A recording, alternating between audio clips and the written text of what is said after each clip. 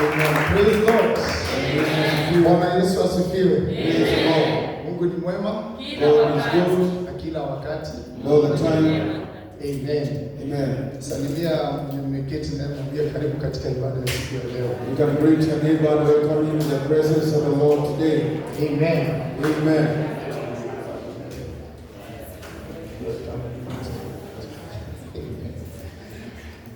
Amen. So today I'm so much privileged Kwa hivyo leo nimeweza kuheshimika sana to be in this service, kuweza kuwa katika ibada hii, and I'm so I honor God na pia namheshimu Bwana and the leadership of this church, pamoja na uongozi wa kanisa hili, our pastor, mchungaji wetu Bishop Duncan Karuku, Askofu Duncan Karuku, together with good servants of God, na pia watumishi wazuri wa Bwana, the three. Watatu. The three. Amen. Watatu, amina. So we thank God for them. Kwa hivyo tunashukuru Bwana kwa sababu yao, And other ministers. na pia watumishi wengine. I honor your presence. Naweza kuheshimu uwepo wenu. You're wonderful people of God. Ninyi watu wa kupendeza wa Mwenyezi Mungu. God has blessed us so much. Mungu ametubariki sana In a point whereby we have good people. katika sehemu ambayo tuko na watu wazuri. If you look around, you just see good people. Ukitazama unaweza kuona watu wazuri. Amen. Amina. And how good they are already prepared. Na vile ambao wamejitayarisha kweli kweli. And I talk of this. Napozungumza kuhusu hii, If you look around and see Brother Ken there, ukiangalia unaona ndugu Ken he's sharp. yuko ganga. Amen. Amina. You turn around Ukizunguka tena and see Minister George. unaona mtumishi George. He's sharp and ready. Amen. Without forgetting the chairman Bila hata kumsahau mwenyekiti of the team, Brother Marende. mwenyekiti wa kikundi hiki. Amen. They're wonderful people of God. Ni watu wa kupendeza wa Mwenyezi Mungu. And our elder, Na pia wazee wetu. Mzee Makobe, Mzee Amakobe is just a silent man but with wisdom. ambaye anaona na kimo na maarifa. May God bless you so much. Mungu akubariki sana. Brother Kirui, Pia ndugu Kirui, God bless you for the great work you are doing for the Mungu church. akubariki kwa kazi nzuri ambayo unafanya kanisani. Amen. And we have also good ladies in the church. Na pia tuko na mama wazuri kanisani. I can't forget mentioning Sister Margaret. Siwezi kosa kumsahau mtumishi wetu. Amen. I know she's so happy Najua ya kwamba kuna furaha sana when she sees me here. ambapo tunaona mahali hapa. Hallelujah. Haleluya. And the Bible says, Maandiko yanasema there's nothing good like seeing your children prospering in the gospel. hakuna kitu kizuri kama kuona watoto wako wakiendelea katika Injili. In case you have forgotten, Kama umeweza kusahau, she was my teacher. alikuwa mwalimu wangu. A good teacher. Amen. And Mama Church. Na pia mama kanisa, We have come, Lord, journey with my church. tumekuja kufanya letu na mama kanisa. Amen. Amina. Nilikuwa tu single juzi hapa. I was single just the other day, Kama miaka 4 imepita hiyo matano. like 4 years that have gone. Before that time, Kabla ya wakati huo, Mama Church was a very good mentor of me. mama Chacha alikuwa mama mzuri sana wa kunielekeza, Mama Church, I can't forget that. na siwezi nikasahau hilo. Amen. There are good people in the church I can mention. Kuna watu wawili kanisani ambao niliweza kutaja. My good leader, chairman, Brother Karanja, Chairman wetu mzuri ndugu Karanja, a very strict chairman. kiongozi ambaye ni mkali sana. Sometimes I avoid his eye contact Wakati mwingine naweza kukwepa macho yake because they are very, very, very straight. kwa sababu ni ya sambamba kweli kweli. But it's good you are mentoring us. Lakini ni vizuri anaweza kutuelekeza. Continue that, Karanja. Endelea na kazi hiyo. You might not see, but you are helping us. Saa zingine huwezi kuona, lakini unaweza kutusaidia. Let me teach because I can mention everybody here and forget teaching. Wacha niweze kufundisha sababu naweza kumtaja kila mmoja mahali hapa na niweze kusahau kufundisha. If I remember in the midst of the service, I'll mention you. Nikiendelea katikati ya ibada nitaweza taja. I promise you I'll mention each and every one of you by the end of the service. Na hili ya kwamba nataja kila mmoja wenu ikifika mwisho wa ibada. So let's start in our Bibles. Wacha tuweze kugeuka katika Biblia zetu In the book of Romans chapter 10 katika kitabu cha Warumi 10 and verse 13 to 17. Warumi 10:13 hadi 17. I will read very quickly because of time. Tutaweza kusoma haraka sana kwa sababu ya muda. From Romans 10 chapter 13 and verse 17. Warumi 10 mstari wa 13 hadi mstari wa 17. The Bible says, Maandiko yanasema, "For whosoever shall call upon the name of the Lord kwa kuwa kila atakayeliitia jina la Bwana shall be saved." ataokoka. Then number 14 says, Mstari wa 14 inasema, it's a question. ni swali. How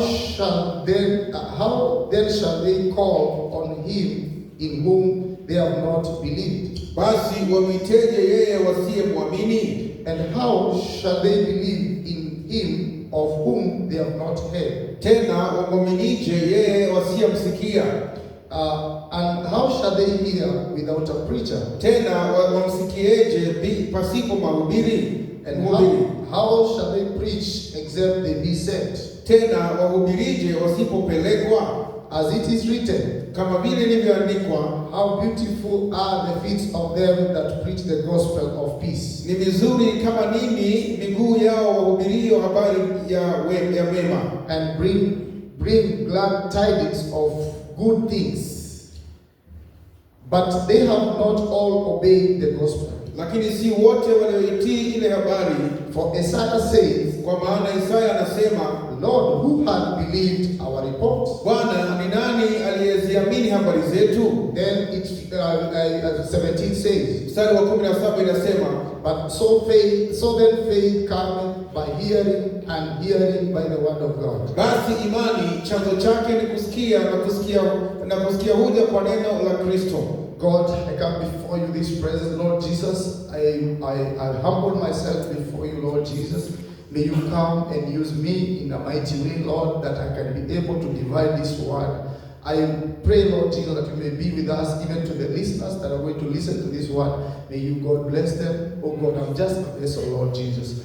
Oh God, remove what is mine and put your word in me, Lord Jesus. May you transform me into another vessel in this moment, Lord. I thank you, I worship you, for it is in Jesus' name we believe and pray. Amen. You can take your seats. Naweza mkaketi.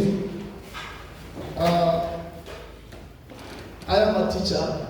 Mimi ni mwalimu. Most of you, you have never enjoyed my teachings. Wengi hawajawahi kuweza kufurahia mafundisho yangu. But for those who have been together with them, lakini kwa wale ambao tumekuwa pamoja nao, especially the Bible school students, wale wa wanafunzi wa chuo cha Biblia, and maybe those who have been to fellowships, na wale ambao wamekuwa katika ushirika, you have heard me. Mmeweza kunisikia. So sometimes I confuse between teaching and preaching. Wakati mwingine naweza kuchanganyisha ile kuhubiri na kuweza kufundisha. But today I'm going to teach. Lakini siku ya leo nitakwenda kufundisha. Because I am asked to teach. Kwa sababu nimeweza kuulizwa kuweza kufundisha. If God gives grace, another time I'll preach. Mungu akinipatia neema, siku nyingine nitaweza kuhubiri. Of which I believe the time is coming. Kwa kuwa naamini ya kwamba muda unakuja. Bwana Yesu asifiwe. Praise the Lord. The time is coming. Wakati huo unakuja. We will preach the gospel. Tutahubiri injili. We will preach the gospel. Tutahubiri injili. LTC, we are going to preach the gospel. Neema hiyo hai tunakwenda kuhubiri injili. The time is coming. Wakati unakuja. Amen. Amina. So there are some points I want to touch in this subject. Kuna vipengele ambavyo ningependa kuweza kuguzia katika neno hili. I'm going to touch most of it dealing with the preacher and the message. Nitaweza kuguzia kuhusu mhubiri na ile hali ya ujumbe. And I want you to get me clear. I'm not preaching to the preachers. I'm not preaching to the preachers. I'm preaching to you. Nataka uweze kunishika vizuri, si wahubiri bali na wahubiria ninyi. Praise the Lord. Bwana asifiwe. God has chosen a method of salvation. Mungu ameweza kuteua ile hali ya wokovu. God has chosen a way of saving people or bringing people to himself. Mungu amechagua hali ya kuweza kuleta watu kwake katika hali ya kuwaokoa. And most of the time we get confused, we get lost. Na wakati mwingine tunaweza kuchanganyikiwa na tunapotea. And we wonder, where do we get this salvation? Na tunashangaa tutaweza kupata wapi hii hali ya hii wokovu. Most of the time we believe that when we come to the church and we sit down and we sing and we go home. Wakati mwingine tunafikiria kwamba tunapokuja kanisani tunaimba na kucheza na kwenda nyumbani, we feel like we are saved. Tunahisi ya kwamba tumeweza kupata wokovu. Most of the time when the preaching comes, wakati mwingine wakati mahubiri yanapokuja, we don't pay attention of it. Hatutilii maanani ya mahubiri hayo. That is one way of the devil trying to remove or to divert you from the truth. Hiyo ni hali moja ya shetani kuweza kututoa katika hali ya ukweli. And we know he has been doing that for many years. Na tunajua ya kwamba amekuwa akifanya haya kwa miaka mingi. Remember, Satan was there before us. Kumbuka ya kwamba Ibilisi alikuwepo tangu kabla ya sisi kuwepo. So he has all the tactics to make sure that we don't get what God wants us to receive. Kwa hivyo anajua njia sababu ya kutufanya tusiweze kupata kile ambacho Mungu amekusudia tuweze kupata. And if I can quote our bishop, who is our pastor, na kama naweza kunukuu askofu wetu ambaye ni mchungaji wetu, he has said several times in this he has told us several times, ameweza kutufundisha kwa mara ambayo si moja, that we should not go home the way we came, ya kwamba tusiweze kurudi nyumbani jinsi ambavyo tuliweza kukuja. If I add on that quote, nikiweza kuongezea katika kunukuu huko, I can say this, naweza nikasema hii: if those people who go to bars and they go and drink, watu wale ambao wanaenda katika baa na wanaenda kukunywa pombe, when they come out of those places, wanapoondoka ama wanapotoka katika sehemu hizo, sorry, I've never been there. Kama haujawahi kuwa pale, sorry, I have never been there. Sijawahi kuwa mahali pale, but I've seen people coming out of there. Lakini nimeona watu wakitoka mahali pale. And what traps my attention when I see them coming out of there, kile ambacho kinavutia hisia zangu wakati napowaona wakiondoka pale, they come out without balance. Wanatoka pale kama hawana mwelekeo. Amen. Amina. If they are driving, kama wanaendesha, they cause accident. Wanaweza hata wakafanya ajali because they are not sober. That's what I can say. Kwa sababu hawako katika hali yao ya kawaida. What am I trying to say? Nini ambacho najaribu kusema?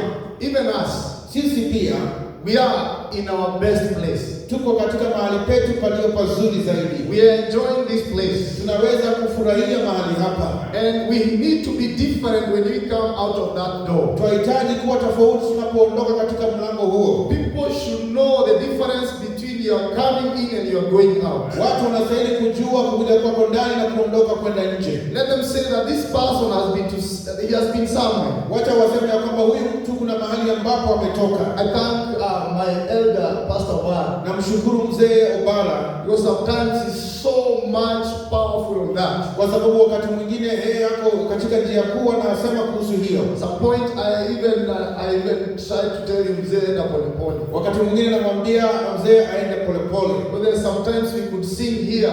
Kwa sababu kuna wakati ambapo tunaweza kuimba hapa. And they could see you singing like you're not sure what you're doing. Na anaweza kuona unaimba ni kama hauna uhakika kwa kile ambacho unafanya. So he could come to you and push you and tell you, what are you doing? Kwa hivyo atakuja akusukume na akwambie ni nini ambacho unafanya. Praise the Lord. Bwana asifiwe. And I didn't know that he was doing that to just make sure that you get what you wanted in the siku hiyo ya kwamba anafanya hivyo ili tuweze kupata kile ambacho tunahitaji kupata. So now we have come here. Kwa hivyo sasa tumekuja mahali hapa. And most of the time I ask people. Na wakati mwingi na wauliza watu. Ask yourself. Uweze kujiuliza. Why have I come? Mbona ama ni kwa sababu gani ambayo nimeweza kukuja? Why am I here?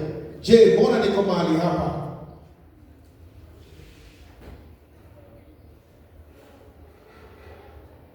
Amen. Amina. I wanted that to sink. Ningependa hii iweze kuingia kwa kindani. Why am I here? Je, ni kwa nini niko mahali hapa? What is the purpose of me being here? Kusudio langu la mimi kuwa hapa ni gani? We are all sure of this. Sisi wote tuko na uhakika wa hii. We come here to stir up our faith. Tunakuja hapa ili kuweza kuchochea imani yetu. We all need faith. Sisi sote tunahitaji imani. We all need the power of faith. Tunahitaji nguvu ya imani. The Bible says if you have faith like a mustard seed, Biblia inasema ya kwamba ukiwa na imani kama mbegu, you will move mountains. utaweza kusongesha milima. Amen. Amen. You will move mountains. Utasongesha milima. Praise the Lord. Bwana asifiwe. That's what we need. Hiyo ndio ambacho tunahitaji. Hallelujah. Bwana asifiwe. If I have faith, Kama mimi niko na imani, I can just go to Waroko. ninaweza kwenda Waroko. They call it a hill mountain or the apartment. Wanaita hill apartment. Where Minister Obaga lives. Wakati ambapo mahali ambapo mtumishi Obaga yuko. If I go there with faith, nikienda pale na imani, I can move that mountain. naweza nikasongesha mlima huo. And say this mountain go to the top of Waroko. Na niseme hii mlima enda juu ya Waroko. I know the landlord will not be happy. Najua ya kwamba yule hatakuwa na furaha. I know he will be so mad at me. Atakuwa na hasira sana kwangu. But he will wonder which kind of faith is that. Lakini atashangaa ni aina gani ya imani hii. Amen. Bwana asifiwe. God was not talking about physical mountain that we see. Mungu hakuwa anaongelea mlima wa kawaida ambao tunaweza kuona. He was talking about mountain that are in our lives. Alikuwa anazungumza kuhusu milima ambayo iko ndani ya maisha yetu. Things that we see in life that are bothering us. Vitu ambavyo tunaona maishani yanatusukuma ama yanatusumbua. In the world we live, there are many obstacles in life. Katika dunia ambayo tunaishi kuna masumbuko mengi katika maisha. Mountains here and there. Milima hapa na pale. Every day a mountain. Kila siku kuna mlima. At the job place a mountain. Katika sehemu ya kazi kuna mlima. I was talking to someone and I was telling him even here in church. Nilikuwa nazungumza na mtu na namwambia kwamba pia hapa kanisani There are mountains. kuna milima. Even where you are seated, there are mountains. Hata mahali ambapo umekaa kuna milima. Amen. Amen. This is not an easy place. Sio mahali ambapo ni kurahisi. Someone told me, afadhali wewe pita. Mtu aliniambia it is better you Peter. You just come to church. Unakuja kanisani, You work there. unafanya kazi pale. Every day is one as you. Kila siku ni Bwana asifiwe. Amen. Amen. Yesu wetu ni Mungu. God is Jesus. Amen. Amen. Some point it becomes tough. Wakati mwingine inakuja inakuwa ngumu. If Susan was here, I can tell you that. Kama Susan ako hapa anaweza kukueleza haya. And Charity and Awori. Na Charity na mzee Awori. This is the most dangerous place. Hapa ndio mahali pa hatari zaidi. There are big mountains here. Kuna milima mikubwa mahali hapa. Bible school student can tell you that. Wanafunzi wa chuo cha Biblia wanaweza kukuambia hiyo. There are sometimes they meet mount, they come across the mountain. Kuna wakati ambapo wanapatana na milima mizito. I come in the morning. Nakuja asubuhi. I ask them what is the problem. Na wauliza iko wapi tatizo? And they tell me, hey, something was choking us at night. Nawaambia kwamba kuna kitu kilikuwa kinatunyonga usiku. Praise the Lord. Unasifiwe. I wonder, these are Bible school students. Nasema ya kwamba hawa ni wanafunzi wa chuo cha Biblia. But the devil knows that this is the camp. Lakini shetani anajua kwamba hii ndio kambi. If he finishes, if it's done with here, Akimalizana na hapa, he can finish everywhere. anaweza akamaliza kila mahali. So in all this, Katika hali hii yote, in the church, hata kanisani, at home, pale nyumbani, at the work of place, hata katika mahali pako pa kazini, all these mountains, kuna milima haya yote. what shall we do? Je, tutafanya nini? That's why I said we need salvation. Ndio maana nilisema ya kwamba tunahitaji wokovu. We need a savior. Tunahitaji mwokozi. Amen. Amina. You need a savior. Unahitaji mwokozi. And the only way to be saved, Na njia moja ambayo unaweza kuokolewa, it's calling on the name of Jesus. ni kulitia jina la Yesu. Praise the Lord. Bwana Yesu asifiwe. Bible says, Maandiko yanasema, whosoever shall call upon the name of the Lord, yeyote atakayelitia jina la Yesu, no matter the mountain, haijalishi aina ya milima, no matter the situation, haijalishi aina ya changamoto. the Bible says, whosoever, Maandiko yanasema yoyote, a child, hata kama ni mtoto, an adult, hata kama ni mtu mzima, anybody, yoyote yule, if you shall call on the name of Jesus, ijapo utalitia jina la Yesu, you shall be saved. utaweza kuokolewa. saved. Kila mtu anataka kuokolewa. But now the question comes. Lakini swali linakuwa ni hili. How shall you call on whom you have not believed? Je, utamwitaje yule ambaye hamuamini?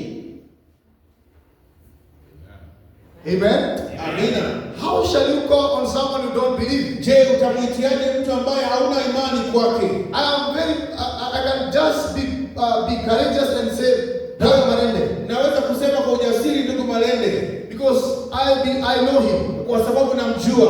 I know where he comes from. Najua mahali ambapo anatoka. I know what he can do. Najua kile ambacho anaweza kufanya. I can say, Brother Ndegwa. Naweza kusema kuhusu ndugu Ndegwa. Because I know where he comes from. Kwa sababu najua mahali ambapo ametoka. Praise the Lord. Bwana asifiwe. But you can't call on someone you don't believe. Lakini hauwezi kumuitia mtu ambaye hamuamini. Because sometimes you go to town. Kwa sababu wakati mwingine unaenda town. And this thing normally disturbs me. Na kitu hichi huwa kinanisumbua.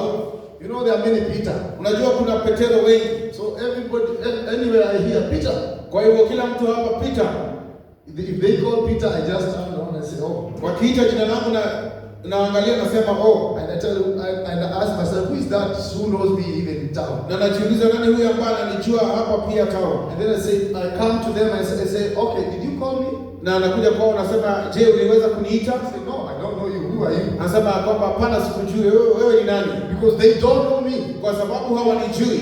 Praise the Lord. Bwana asifiwe. But if I go to town and meet Mama Church, lakini nikienda town na nipate mama kanisa, and I say, Mama Church, na niseme mama kanisa, Mama Church, mama kanisa, and then she looks back, na anaangalia nyuma, and she says, oh, this is Peter, na anasema oh, huyu ni Peter. She will stop and she will listen to me. Atasimama na ataweza kunisikiliza. We need to know who we believe. Tunahitaji kujua yule ambaye tunamwamini. We need to call on whom we believe. Tunahitaji kuitia mtu ambaye tunamwamini. I'm talking about the name of Jesus. Nazungumza kuhusu jina la Yesu.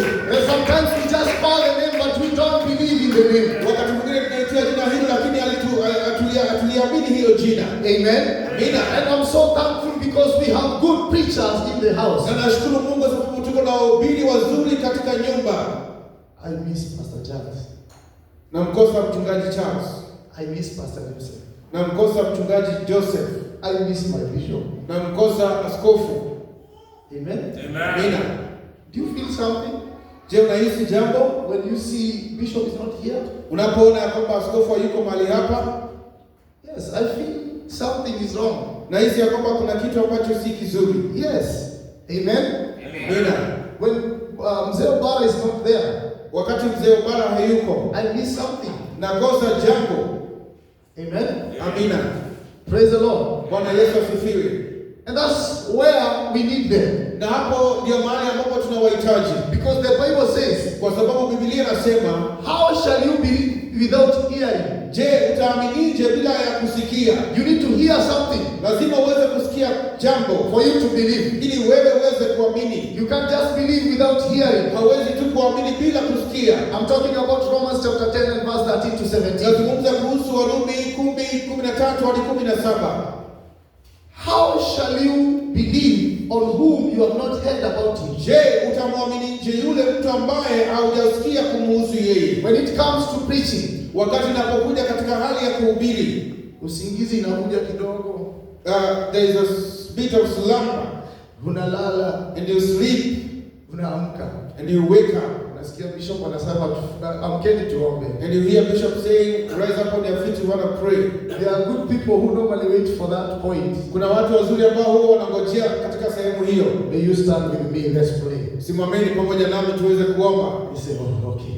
Wanasema okay. Then they come to front, they pray, they go home. Wanakuja hapa mbele, wanaombewa, wanaenda nyumbani. You're missing something. Kuna kitu ambacho unakosha. You need to hear something. Unahitaji kusikia jambo. Amen. Amina. We need a preacher. Tunahitaji mhubiri who will preach the word of God. ambaye atahubiri neno la Mwenyezi Mungu. Because chapter 17 says, kwa sababu mstari wa 17 inasema, faith comes by hearing and hearing by the word of God. Imani huja kwa kusikiza na kusikiza neno la Mwenyezi Mungu. Woe unto you. Ole wako if you're not listening to this word. Kama usikilizi neno hili. Maybe you are looking at Peter. Labda unamwangalia Petero. I'm talking the word of God. Naongea kuhusu neno la Mwenyezi Mungu. You might look at Peter and miss the word of God. Unaweza kumwangalia Petero na ukose neno la Mwenyezi Mungu. Some point we look at Obara and we miss the word of God. Wakati mwingine tunamwangalia mzee Obara na tunakosa neno la Mwenyezi Mungu. Sometimes we look at Pastor Joseph and we miss the word of God. Wakati mwingine tunamwangalia mchungaji Yusufu tunakosa neno la Mwenyezi Mungu. Sometimes we look at Sister Margaret and we look, this is just a sister in the church, and we miss the word of God. Wakati mwingine tunamwangalia dada Margaret tunaona kwamba hii tu ni mtu ambaye anazungumza, tunakosa neno la Mwenyezi Mungu. When Mama Kenya is teaching about tithe, wakati Mama Kenya anazungumza kuhusu kutoa, you just say, this is just Mama Kenya. Unasema ya kwamba huu tu ni Mama Kenya. But you miss the word of God. Lakini unakosa neno la Mwenyezi Mungu. Some point Bishop comes and teach. Wakati mwingine askofu anakuja na kufundisha. We look at Bishop and we miss the word of God. Tunamwangalia askofu na tunakosa neno la Mwenyezi Mungu. We need to change our mindset. Lazima tubadilishe hali ya mawazo. And when someone starts at the pulpit, na wakati mtu anaposimama katika mimbari, we remove their pictures and put the picture of Jesus. Tunaondoa ile picha na tunaweka picha ya Mwenyezi Mungu. Because you don't need Peter, you need the word of God. Hauhitaji Petero, unahitaji neno la Mwenyezi Mungu. We don't need Pastor Obara, we need the word of God. Hauhitaji mchungaji Obara, unahitaji neno la Mwenyezi Mungu. We don't need Mama Kenya, we need the word of God. Hatuhitaji Mama Kenya, tunahitaji neno la Mungu. God is using them just like a vessel. Mungu anawatumia tu kama chombo. Amen. Hallelujah. 1 Corinthians chapter 1 and verse 21. Wakorintho wa kwanza 1:21. The Bible says, maandiko yanasema, for after that, maandiko yanasema kwa maana katika 1 Corinthians chapter 1 and verse 21. For after that, in the wisdom of God, the world by wisdom knew not God. It pleased God by the foolishness of the preaching to save them that believe. Kwa maana katika hekima ya Mungu, dunia isipopata kumjua Mungu kwa hekima yake, Mungu alipenda kuwaokoa waaminio kwa upuzi wa lile neno linalohubiriwa. Remember, the Bible talks of foolishness. Kumbuka maandiko yanazungumzia kuhusu upumbavu. Foolishness of the preaching. Inazungumzia kuhusu upumbavu wa mahubiri. By the foolishness of the preaching, kwa upuzi wa lile hiyo mahubiri, some of us here were saved. Wengine wetu hapo waliweza kuokolewa. By the foolishness of that crusade that was someone was preaching, kwa upuzi wa hiyo crusade ambapo mtu alikuwa anahubiri, someone was saved in this church. Kuna mtu ambaye aliokolewa katika kanisa hili. By the foolishness of that conference that was held somewhere, kwa upuzi wa hiyo kongamano ambayo iliweza kuwekwa pale, you believed and you received the Holy Spirit. Uliweza kuamini na ukapokea kipawa cha Roho Mtakatifu. Or maybe you were baptized in Jesus' name. Na hata ukaweza kubatizwa katika jina la Yesu. So at any point we should not ignore the preachings of the word of God. Katika sehemu yoyote hatufai kuweza kupuuza neno la Mwenyezi Mungu. Because that is the way we build our faith. Kwa sababu hiyo ndio namna tunaweza kutengeneza imani yetu. Something so foolish, kitu ambacho ni cha kiupuzi. The Bible calls it foolish. Maandiko yanaita upuzi. What happens if I tell you are a foolish person? Nini itafanyika nikikwambia kwamba wewe ni mtu mpuzi? You feel like you are so down. Utahisi kwamba uko chini sana. But by that foolish brother Ken, lakini kwa sababu ya upuzi huo ndugu Ken, we stand and we say God saved us. Tunasema kwamba Mungu aliweza kutuokoa. But all the foolishness that has been preached here, kwa upuzi wote ambao umeweza kuhubiriwa mahali hapa, I am encouraged in Jesus' name. Ninaweza kutiwa moyo katika jina la Yesu. You can call it foolishness. Unaweza kauita upumbavu. But it is the word of God. Lakini ni neno la Mwenyezi Mungu. It has come to build your faith. Imekuja kuunda imani yako. It has come to change your faith. Imekuja kuweza kubadilisha hali yako. Because by faith, kwa sababu kupitia imani, by faith, kupitia imani, we shall pray for the sick and they shall get healed. Tutaombea wagonjwa na hakika watapona. By faith, kwa njia ya imani, we will preach the gospel to every creature. Tutahubiri injili kwa kila kiumbe. By faith, kupitia njia ya imani, this church will grow in faith. Kanisa hili litakuwa katika hali ya imani. By faith, katika imani, we will witness to all the nations. Kushuhudia kwa mataifa yote. We need faith. Tunahitaji imani. Hallelujah. Hallelujah. I'm happy because every time I come here I hear all kind of preaching. Ninafurahia unasikia mahubiri tofauti. Don't forget this. You might forget everything, but don't forget this. Unaweza kusahau kila kitu, lakini usisahau hili. Faith comes by hearing, and hearing by the word of God. Imani huja kwa kusikia na kusikiza neno la Mwenyezi Mungu. Amen. Amina. The word that is preached, Lile neno ambalo linahubiriwa, will never leave you in vain. halitakuacha vile lilivyokukuta. The Bible says it's like a rain. Maandiko yanasema ni kama mvua When it comes down, ishukapo kutoka mbinguni, it shall accomplish the purpose. itaweza kutimiza ile kusudio. I'm telling you today, Nawaambia siku ya leo, by chance I've been given this chance to teach. kwa nafasi hii ambayo nimepewa kuweza kufundisha, The word of God that is coming today, neno la Mungu linalokuja siku ya leo, it will accomplish the purpose. litamaliza, litatimiza You are kusudio. here, God is going to do something. Uko hapa, Mungu anakwenda kufanya jambo, Because it will never go in vain. kwa sababu haitaenda bure. It is the word of God. Ni neno la Mwenyezi Mungu, It is life to ourselves. ni maisha ndani yetu. Amen. Haleluya. But they have not obeyed. Lakini hawajatii, Isaiah says, kama vile ambavyo nimesema. Isaiah says, Isaya akasema they have not believed. hawajaweza kuamini. I asked one time, Nikauliza siku moja, how many preachings and teaching has been preached here? ni mahubiri mangapi yameweza kufundishwa mahali hapa, Or teachings? ama mafundisho? Many teachings. Ni mafundisho mengi, Many teachings. ni mafundisho mengi. It's now 7 years Ni sasa takriban miaka 7 when I came to this church. ambapo niliweza kuja katika kanisa hili. I want you to count how many Sundays are those. Nataka uweze kuhesabu ni Jumapili ngapi ambazo ni hizo. Amen. Amina. And it is a teaching Na ni mafundisho and a preaching. na mahubiri, And all those fellowship that we have gone. na pia ushirika zote ambazo tumeweza kuhudhuria. But to some point, I feel like we are just traveling in the same thing. Lakini katika sehemu fulani nahisi ya kwamba tunaendeleza katika hali moja tu. It's like we are missing something. Ni kama hali ambayo tunakosa jambo. It's like you are taking a dose, but you are not finishing it well. Ni kama unachukua dawa lakini hauimalizii katika njia inayofaa. You know, I'm a kind of person, when I go to the hospital, they give me some medicine. Unajua kwamba mimi ni mtu ambaye nikienda hospitalini wananipatia madawa, But I've never finished the dose. lakini sijawahi maliza hizo dawa zote. No matter how bad this disease is. Hata kama ugonjwa ni mbaya kiasi gani. I forget. Even if you go to my house, you'll find many medicine that are there. Hata ukienda nyumbani utapata kuna dawa nyingi ambazo sijazimalizia. I normally takes the first day, the second day. Nachukua siku ya kwanza na siku ya pili. And if I feel I'm okay, I just say, niko Na sawa. nikisikia niko sawa nasema it's okay. Praise the Lord. Bwana asifiwe. There are dangers, and the doctor told me, Daktari aliniambia you are creating a very big disease in yourself. unatengeneza ugonjwa mkubwa sana ndani yako.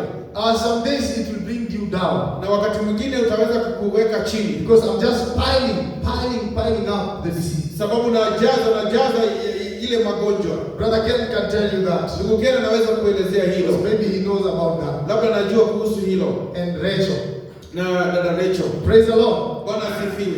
We are not finishing something. There's something that we are not finishing. Kuna kitu ambacho hatukimalizii. We got to get it all. Lazima tuweze kuiweka So that we can move forward. ili tuweze kusonga mbele. It is the plan and the purpose of God. Ni makusudio na hali ya Mungu. When we come to this church, Tunapokuja katika kanisa hili, we experience the power of the Lord. tunashuhudia nguvu za Bwana Yesu. We experience the move of the Holy Spirit. Tunashuhudia uwepo wa Roho Mtakatifu. We don't just come here and just feel like, mambo imeboeka. Hatukuji tu hapa tunaona ya kwamba everything is bored. Amen. Bwana asifiwe. When the day of Pentecost was fully come, Wakati siku ya Pentekoste iliweza kuwadia, they were in one place. walikuwa mahali pamoja, And they come a rushing wind. na kukawa upepo mkubwa, And everybody was filled with the Holy na Spirit. kila mmoja wao alijazwa na kipawa cha Roho Mtakatifu. I desire that day Ninatamani siku hiyo,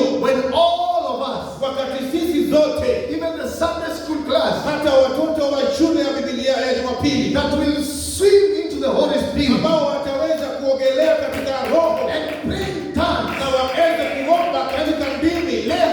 the sick, na wawekelee wagonjwa mikono, and they get healed. na waweze kupona. Hallelujah. Haleluya! That will come at this point. Hiyo itakuja katika sehemu hii, When we hear the word of God. wakati ambapo tutasikia neno la Mwenyezi Mungu. I need the word of God. Ninahitaji neno la Mungu. I need the preacher. Nahitaji mhubiri. I desire that day Na tamani siku hiyo, when our brother Marende will come and stand here ambapo ndugu Marende atasimama mahali hapa and preach the word of God. na hubiri neno la Mwenyezi Mungu. I desire that day Na tamani siku hiyo, when Sister Helen will come here ambapo dada Helen atasimama mahali hapa and preach the word of God. na hubiri neno la Mwenyezi Mungu. It is possible in Jesus' name. Yote inawezekana katika jina la Yesu. Sister Rose, it is possible in Jesus' name. Dada Rose, inawezekana katika jina We la have Yesu. received many preachings. Tumepokea mahubiri mengi. We have received many teachings. Tumepokea mafundisho mengi.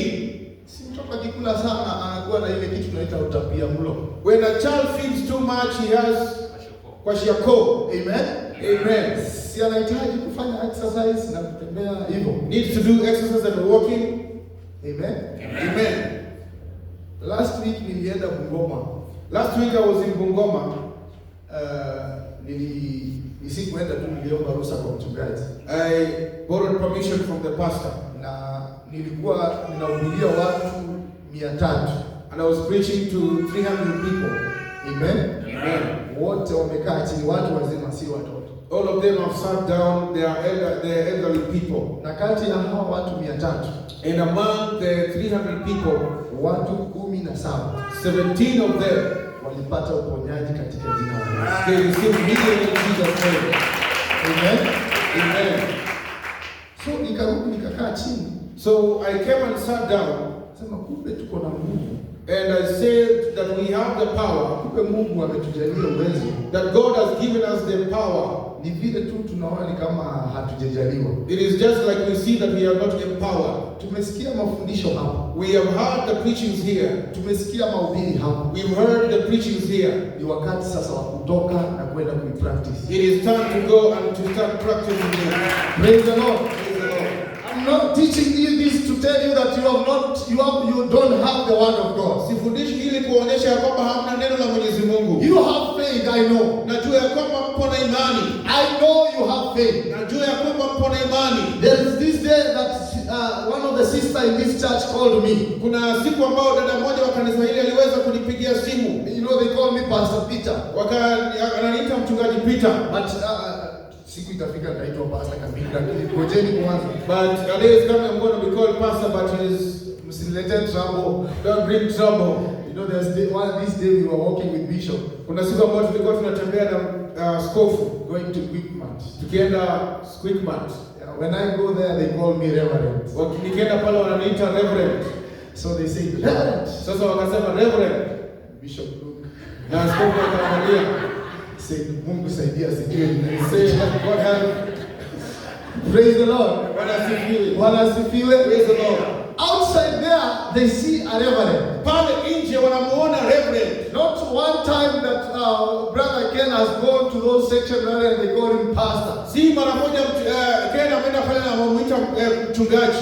Even Brother Makobe. Hata pia ndugu Makobe. Even George. Hata ndugu George. Even Mama Kenya. Hata mama Kenya. Even Brother Marende. Hata pia ndugu Marende. Remember when we go to that, we went to that Harambee. Nakumbuka wakati tulienda katika ile mchango. They all gave us the front seats. Walitupatia viti vya pale mbele. And they said, pastors karibuni sana. Na wakasema wachungaji karibuni sana. And we were four of us. Na tulikuwa wanne. Praise the Lord. Bwana asifiwe.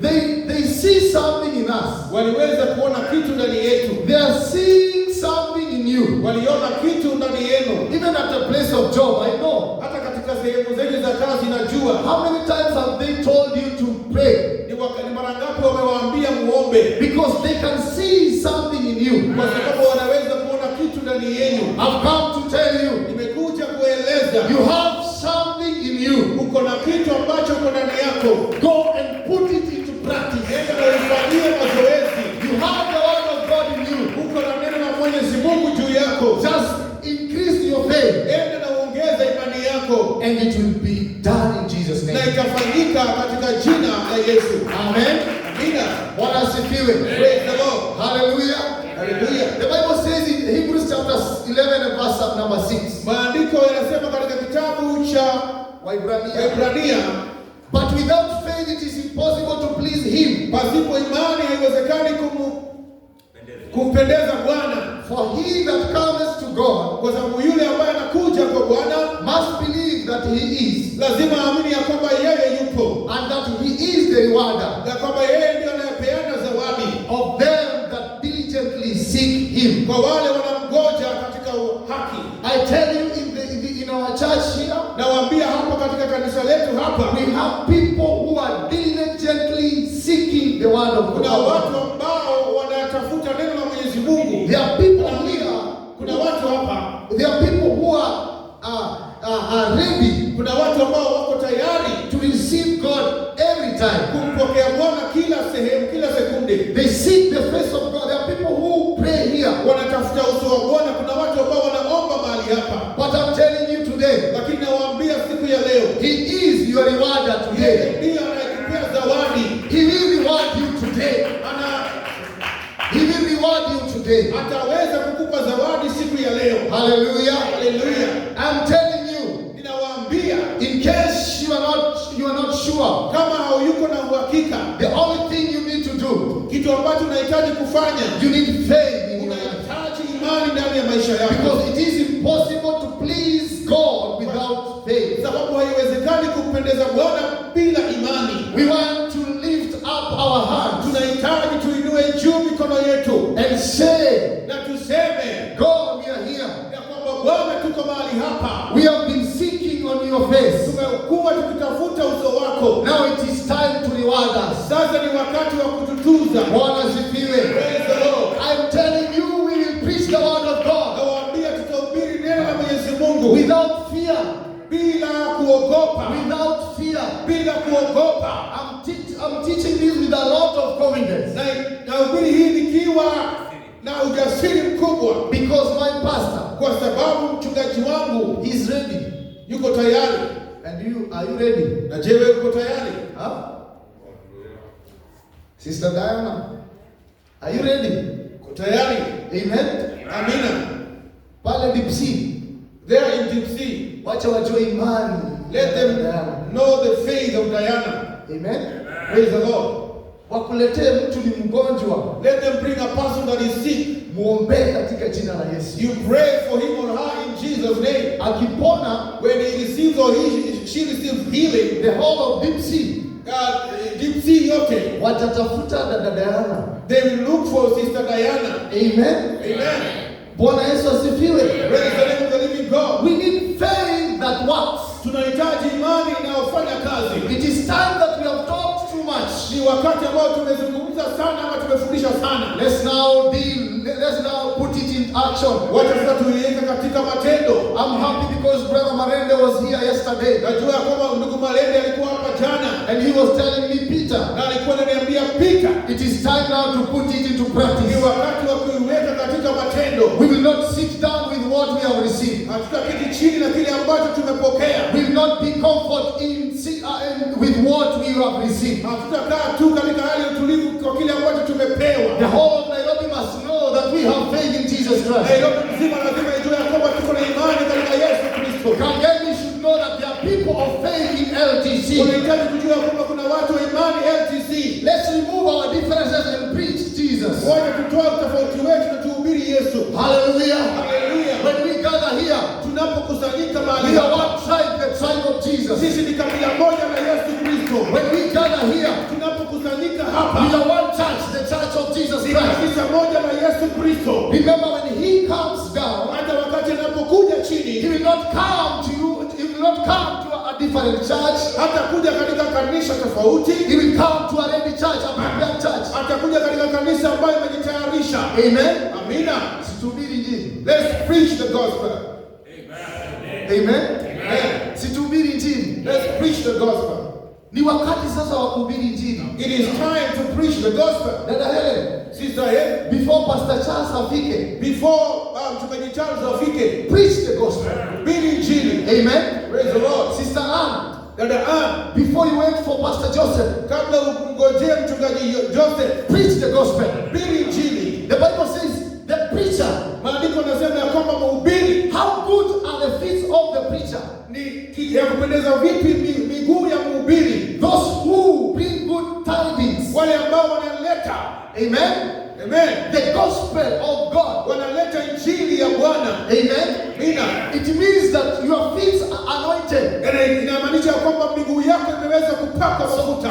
Anywhere you step, Popote ambapo unakanyanga, anywhere you go, popote ambapo unaenda, you take that place by faith. unaichukua hiyo sehemu kwa imani. When I went to Bungoma, Wakati nilipokwenda Bungoma, I just stepped in Bungoma nilikanyanga Bungoma and I said, in Jesus' na name, nikasema kwa jina la Yesu, may you reveal yourself in these people. wacha ujidhihirishe kwa watu hawa. And when I landed there, Na wakati nilipokanyanga the pale, first place the first person I met, mtu wa kwanza kukutana na yeye, I preached the gospel to him. nilihubiri injili kwake. And on Sunday, I went on Saturday, the Sunday he was in church. Na pia Jumapili alikuwa kanisani. And he received salvation in Jesus' name. Na alipokea wokovu katika jina la Yesu. It is time we have the power. Ni wakati tuko na mamlaka. Bwana asifiwe. Praise the Lord. Hallelujah. Hallelujah. I am finishing by this. Ninamalizia kwa haya. Amos chapter 8 and verse number 11. Kitabu cha Amosi 8 mstari wa 11. The Bible says, Maandiko yanasema, behold, the days comes, tazama ya kwamba siku inakuja, says the Lord, asema Bwana, that I will send a famine, ya kwamba nitatuma njaa in the land, katika nchi, and not a famine of bread, na sio njaa ya mkate, nor a thirst ama njaa ya kiu for water, ya maji, but of the hearing for the hearing the word of the Lord. lakini njaa ya kusikiza neno la Mwenyezi Mungu. I'm telling you, famine is coming. Nawaambia kwamba kuna njaa inakuja. There is a famine that is coming. Kuna njaa ambayo inakuja. Not of chapati, Sio njaa ya chapati, not of ugali, sio njaa ya ugali, but the famine of the word of God. lakini njaa ya neno la Mwenyezi Mungu. People are hungry out there. Watu wako na njaa pale tu nje. People have been deceived by many. Watu wamedanganywa na watu wengi. False teacher, false preacher. Wahubiri wa uongo na wafundishaji wa uongo. The other time these Bible school students were preaching out there. Kuna wakati ambao wanafunzi wa Biblia walikuwa wanafundisha kule nje. And I told them, go and preach. Na niliwaambia endeni mkahubiri In the streets. pale katika mitaa. They were preaching out there. Walikuwa wanahubiri kule. And I told them, don't ask for an offering. Na nikawaambia msiulize sadaka. Then I told them, I will give you the offering. Come and give you. Nikawaambia mkirudi nitawapatia sadaka. And for sure I gave them the offering. Na akanipatia sadaka. Bwana asifiwe. Praise the Lord. Because most of the time you hear good preaching from those people. Unasikia kwamba kuna wakati unasikia mahubiri mazuri kutoka kwa watu wale, But at the end of it, lakini mwishowe mhubiri hataenda hivyo bila maji. the preacher is not going like that without water. Amen. Praise the Lord. Many times happen. Wakati mwingi inafanyika hivyo. Hallelujah. Praise the Lord. When can we get good preachers who will preach the gospel? Without looking at that. Tutapata wahubiri wapi wanahubiri injili ya kweli bila kutazama wale wa kule nje? I'm telling you, they are here in Life Tabernacle Church. Nawaambia wako hapa katika hema lililo kuu. We don't need money to preach. Hatuhitaji fedha kuhubiri. We don't need financial support to preach. Hatuhitaji msukumo wa pesa kuweza kuhubiri. We don't need to be motivated by money. Hatuhitaji kutiliwa nguvu na pesa. I am motivated by the name of Jesus. Ninatiwa nguvu na neno la Bwana. I'm motivated by faith. Ninatiwa nguvu na imani. Hallelujah. Hallelujah. Preach the word of God. Hubiri neno la Mwenyezi Mungu. Teach the word of God. Fundishe neno la Mwenyezi And Mungu. Paul is telling Timothy, Na Paulo anamwambia Timotheo, preach the gospel hubiri injili in season katika wakati and out of season. na kando ama nje ya wakati. Reprove, Kemea, rebuke. ukemee. Hallelujah. Hallelujah. And say with all long suffering. Ukiwa na kuvumilia kote. Bwana asifiwe. Bwana asifiwe. Don't wait for the preacher. Usimwongojee mhubiri. How will we wait for bishop to go and preach? Utamngojea askofu aje ahubiri namna gani? Amen. Amen. Sister Helen, you are in a school. Preach there. Bili mahali pale. Brother Malende, You are there. Preach there. Hubiri pale. Amen. Amen. Brother Makobe. Preach there. Amen. Amina. Brother Ken. Preach there. Most of the time, Brother Ken uses a bus going to town every day. Wear your tie and your suit, and then tell them to give you a chance and preach on that bus. Vae tai yako na suti na waambie nipe nafasi nihubiri ndani ya basi. And don't ask for the offering. Na usiitishe sadaka. And you will see how many people will come to Jesus. Na utaona ni watu wangapi watamkujia Yesu. Praise God. Bwana asifiwe. It is time, let's preach the word of God. Ni wakati tuhubiri injili. People don't need to know us.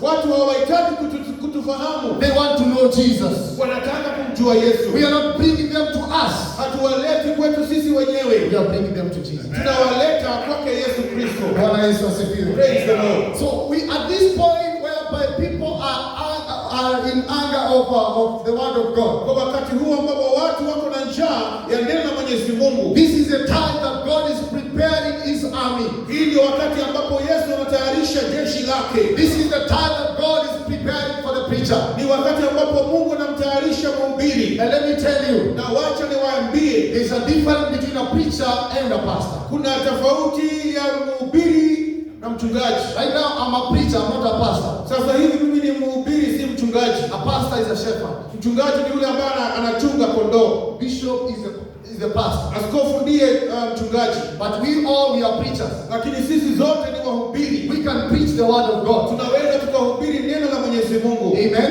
Amina. Acts 1:8. Matendo ya Mitume 1:8. We shall receive power. Ya kwamba tutapokea nguvu. And we shall become witness. Na tutakuwa mashahidi. It did say pastor will receive power. Hakusema ya kwamba mchungaji atapokea nguvu. It said you shall receive power. Alisema ya kwamba wewe utapokea nguvu. The only thing we need is power. Kile ambacho tunahitaji ni nguvu. We need the power of God. Tunahitaji nguvu ya Bwana. And preach the gospel. Na tuhubiri injili. I don't need support to go and preach. Sihitaji kusapotiwa niweze kwenda kuhubiri. I just need fare. Nahitaji tu nauli. Na hiyo nitajitafutia. And I'm going to look for that myself. So I went to Bungoma. So nikaenda Bungoma. And I came back. Na nikarudi. I don't know how much money. Sina pesa mingi. But I went and came back. Na nilienda na nikarudi. And I witnessed to people. Na nikaweza kushuhudia kwa watu. Amen. Amen. I realized that people are in need of the word of God. Na nikaweza kutambua ya kwamba watu wanahitaji neno la Mwenyezi Mungu. So sometimes you ask, I don't have money. Kwa hivyo wakati mwingine unasema ya kwamba sina pesa. How will I preach? Je, nitahubiri namna gani? The other time these guys were telling me. Kuna wakati ambapo wanafunzi walikuwa wanamwambia, what if we go and step on nyanya za watu? Na tukienda tukanyange tomato za watu. I told them, go and preach, you will come.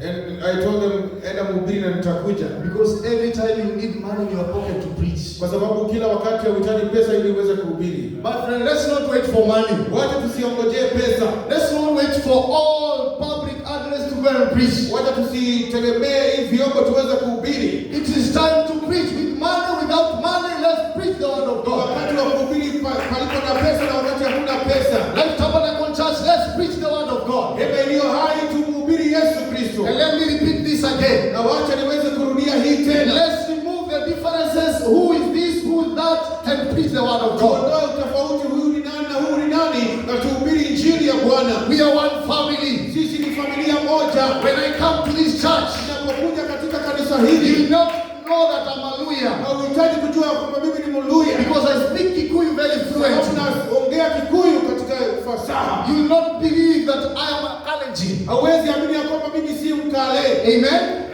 Because when I was baptized in Jesus' name, Wakati nilipobatizwa kwa jina la Yesu, I was changed. niliweza kubadilishwa. And that's when my Luya was evaporated from my head. Na hapo ndio Mluya ulitoka katika kichwa changu. Hallelujah. Hallelujah. And now I'm in Christ Jesus. Na sasa niko ndani ya Yesu. My work is not just to preach to a Luya. Yangu sio kuhubiria Waluya. Mine is to preach the word of God. Yangu ni kuhubiri neno la Mwenyezi Mungu. They don't need to know whether I come from South Rift or North Rift. Waliniambia ulitoka South Rift ama North Rift. They don't need to know where I come from. They need the word of God. Wanahitaji neno la Bwana. They don't need to know that you are educated or not, you are not. Hawahitaji kujua kama uko Kenya ama hauko Kenya. They need the word of God. Wanahitaji neno la Bwana. Hallelujah. Hallelujah. I am motivated by the word of God. Ninatiwa nguvu na